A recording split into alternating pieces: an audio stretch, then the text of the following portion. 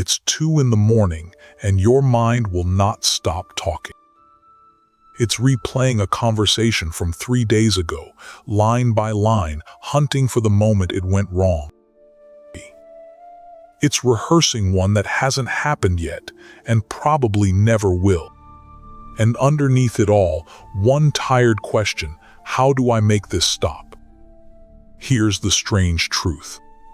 You cannot think your way out of overthinking.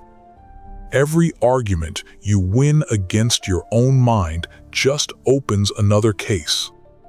The tool you keep reaching for, more thinking, is the very thing keeping you awake. But there is a way out. The Sufis, people who spent whole lifetimes watching the mind, knew this wheel well, and they built a practice for it. Something so small it fits inside a single breath.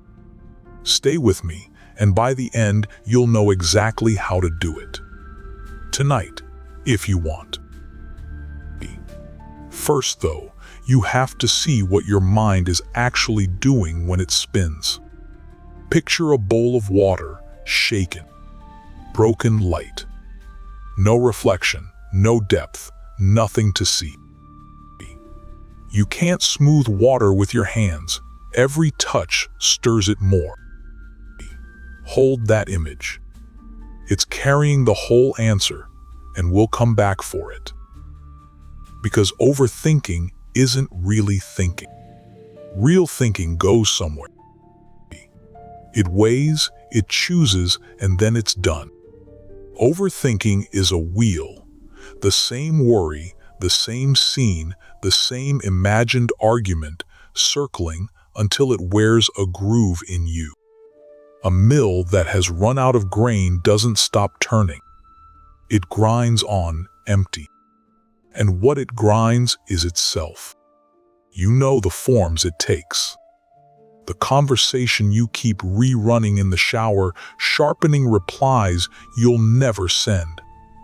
The decision you've made 11 times and unmade 12.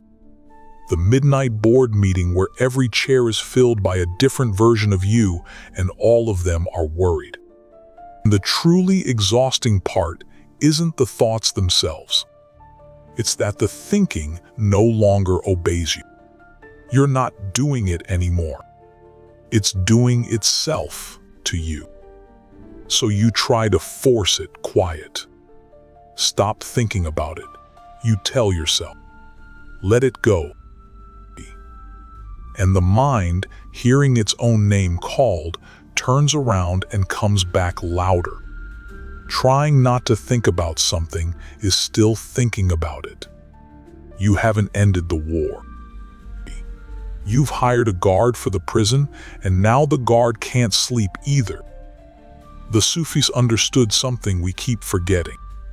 You cannot fight thought with thought. Whichever side wins, you lose, because the war itself is the noise. So they did something else entirely. Not fighting, not forcing. Something closer to what an old man once did, alone in the dark with a single word. 800 years ago, in the 3rd book of his Masnavi, Rumi told this man's story, and what he was told one night might change how you hear every anxious thought you've ever had. Night after night, the man stayed awake, calling on God with one word, Allah, over and over, until the word grew sweet on his lips. It was the one steady thing in his restless life. Then, one night, a sneering voice broke in. In Rumi's telling, it was the devil himself.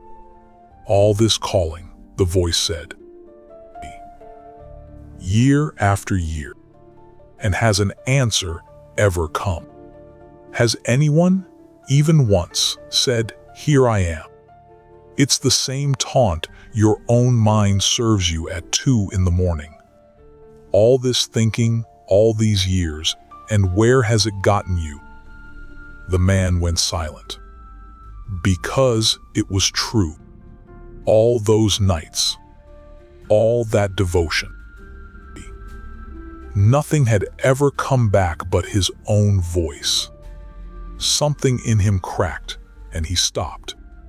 He lay down in the dark, and for the first time the nights were truly quiet, the terrible quiet of someone who has given up. Then a guide came to him in a dream.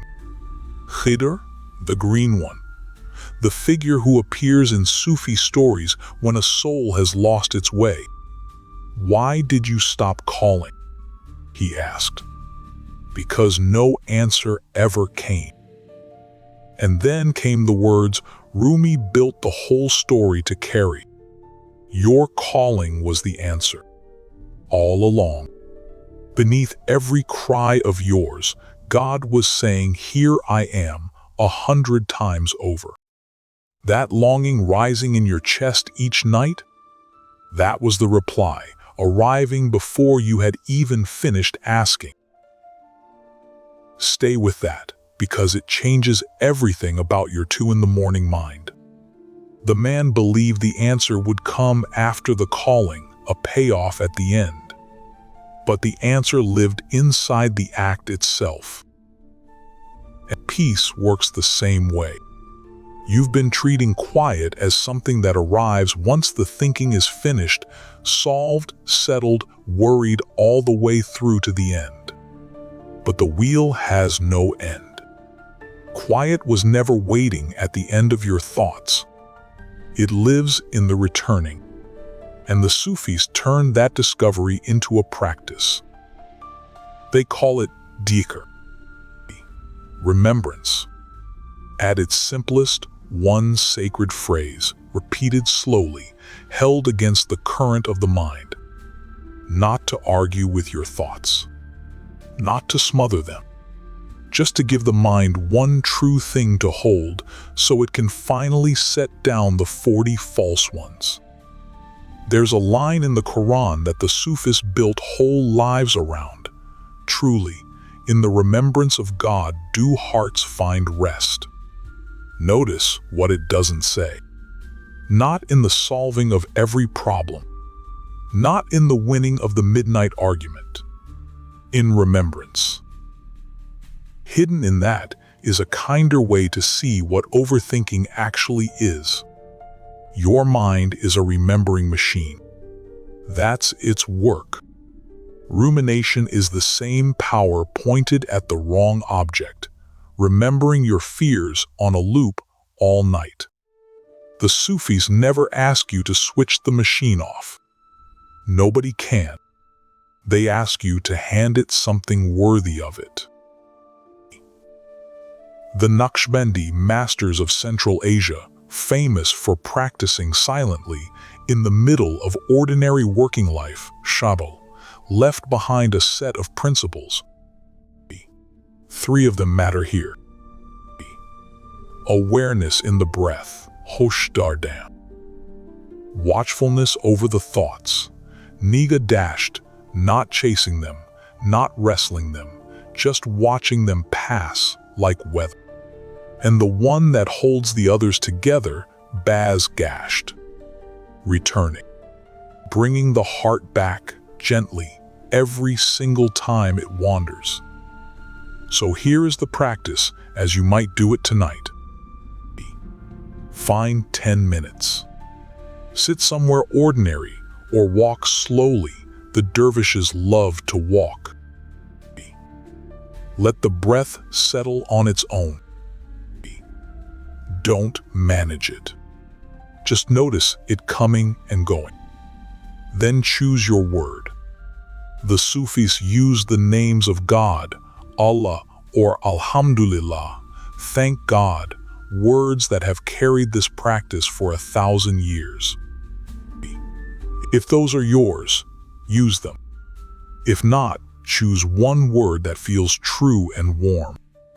Mercy, peace, home.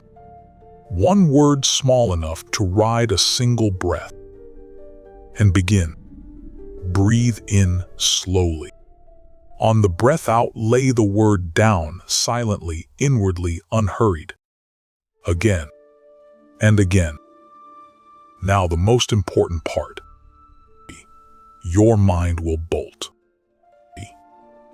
10 seconds in, you'll be back at that conversation, that mistake, that tomorrow. Good. Because that moment, the moment you notice you've drifted and come softly back to the word, that is the practice. That's the small thing I promised you. The one that fits inside a breath. Not holding still. Returning.